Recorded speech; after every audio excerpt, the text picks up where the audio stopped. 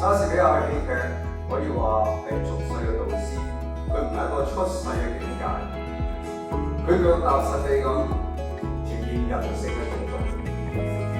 呼吸生命。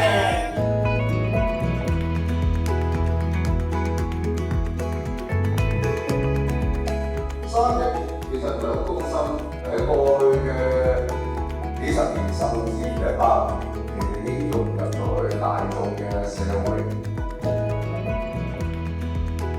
我哋嘅願景就係希望香港國際沙影節能夠成為香港嘅恆常文化活動，擁抱大眾，反映人心。